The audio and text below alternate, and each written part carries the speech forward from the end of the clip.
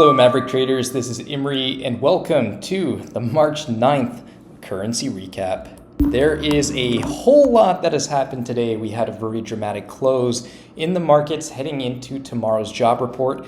Lots to talk about, so let's get right into it. So the big headline is that equities really crashed off to end the day. The S&P down 1.85%. The VIX is up and crypto is down substantially as well over 6% in the crypto basket we're tracking as of recording. On the currency side of things, the dollar is chopping around in no man's land, somewhat unsurprising given how pivotal tomorrow's job report is going to be. And the safe haven currencies, the Swiss franc and the yen, have strengthened on the day as well. Taking a look at the S&P 500, I think it's getting harder and harder to argue that this is a failed breakout of an inverse head and shoulders bottom. We're trading below the neckline now, quite firmly below the neckline with today's close. And if we get another down day tomorrow, that'll just add to the increasing body of evidence that we had that false breakout and that we are headed, in fact, for likely a retest of the October lows, if not more.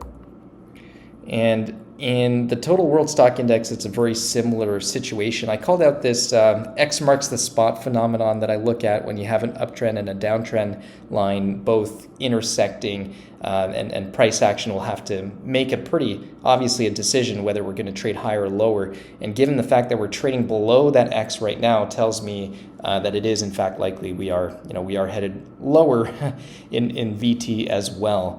And then the crypto basket, after correcting sideways for some time, this sell-off really picked up steam. I know last week I said I was looking for some bullish action, but as the week progressed, it became pretty clear that we are going to break down. I don't think the sell-off's quite finished yet, but it is getting quite oversold, at least on the intraday timeframes for many of these cryptocurrencies. So there might be a relief rally, but I think that relief rally is likely going to lead to more weakness, not sustained strength. Now, in terms of the market, we're going to go with a -2 here. Could easily be a -3. All we need is for those two moving averages to cross over to the downside. In terms of news events, well, tomorrow is the employment report out of the U.S. We have non-farm payrolls.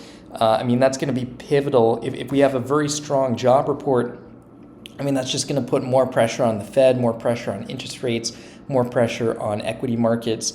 So ironically, if we do see unemployment tick higher and we see that there are fewer job openings, which will lead to more slack in the economy, the market might actually cheer that news in a somewhat perverse fashion because, it would give the Fed a bit more breathing space. And then from a currency perspective, a strong outperformance on the jobs report really should support the dollar even further, whereas a weak job report would likely see the dollar sell off significantly. All right, so those are the scenarios to watch out for in terms of playing both the currency side and the equity side if you're interested in that. Now, in terms of specific currency analysis, there's not much to say on the cryptocurrency front. Everything was really, really bloody today. The fiat currency side of things is very interesting, however. So like I said earlier in the video, the yen and the Swiss franc have outperformed today on a relative basis, and the dollar's kind of held steady. And the European currencies have more or less held their own as well, which is really interesting to see. And of course, given the flight to safety, it's no surprise to see those commodity currencies, the Aussie, the Kiwi, and the Canadian dollar get beat up a little bit. But the yen outperformance is very fascinating, and that's definitely something that we're going to take a look at in short order. Now, in terms of velocity, it's very rare that I have a board that looks like this, but basically we either have currencies with pretty high readings of positive velocity, and then we've got currencies with very negative velocity. So it's not going to be too difficult to figure out what to play here as we head into tomorrow's job report, which is very good. It's very good when the picture is clear and that the break is likely to go one way or the other based on these velocity readings. Okay, so not too much to add there. What I really want to jump into now are some possible trades, and we're going to take a look at TradingView right now and see what's going on with these currency baskets. So with the Aussie dollar basket, I mean, we broke through that support level and we're now going to be taking a run at the December 2022 lows. So, my forecast is pretty simple here. I think we're gonna take out those lows. So I'm expecting a weaker Aussie in the days and weeks ahead. Pretty simple, straightforward there. And with the Canadian dollar, it's really the same thing. We broke this trend line. I talked about this trend line before. I think that trend line was pretty important, not to mention the resistance level that we were heading into. So given all of that, I also see the Canadian dollar trading substantially lower as well. And the Swiss franc is kind of breaking out here. And you can see here, if I draw these trend lines on this triangle, this little symmetrical triangle or pennant, whatever you want to call it, we've broken out to the upside, and that's pretty exciting. So what that means to me is that we are going to see some sustained Swiss franc strength for a little while, but my expectation is that after the next, whether it's several trading sessions or even a couple of weeks of Swiss franc strength, I'll be looking for a major blow off top in the Swissy. So that's my personal forecast. I'm just extrapolating out here several trading sessions, but it's something to keep an eye on. And as you can see, we have bearish divergence forming as far back as June of 2022. So if the relative strength index fails to make a new high above the last peak, which was in September, then I think the blow off top in the Swissy is going to be pretty dramatic indeed. And over into the euro, I think I mentioned this last week, we did break out of that corrective structure, and we are headed into resistance right now. And when I look at the euro on the momentum side of things, there is a bit more room to move, but I'm very hesitant about trading a currency pair that's right now sitting in what's been very stiff support in the past and has worked very well as resistance, leading to a very dramatic collapse in the euro back at the beginning of last year. All right, so I'd be very wary of buying or selling the euro until we're out of the zone one way or the other. Now on the pound, I do think the pound is going to continue to strengthen in the long term. What I'm unsure of is whether we need one more leg of decline before we get that breakout out of this triangle structure, or if we've done enough and we're just going to head out anyway. The thing I'm looking for with the pound, really, I would want to see is a break out of the upper resistance line of this triangle before I actively start trading the pound on the long side. All right, so anything within these trend lines, in my opinion, for a swing trader like myself, is a bit of a trap. If you're on the shorter term time frame side of things, then there will be opportunities to trade within this triangle. Basically, the parameters that you'd be looking for is on the upper half of this triangle, you'd probably be looking to sell the pound, and as we go closer and closer towards the bottom half of this triangle, you might be looking to buy the pound. So you'd be looking more likely for mean reversion plays within the boundary lines of this triangle.